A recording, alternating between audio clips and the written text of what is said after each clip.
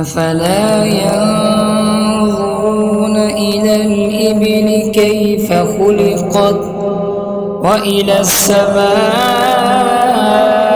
كيف رفعت وإلى الجبال كيف نصبت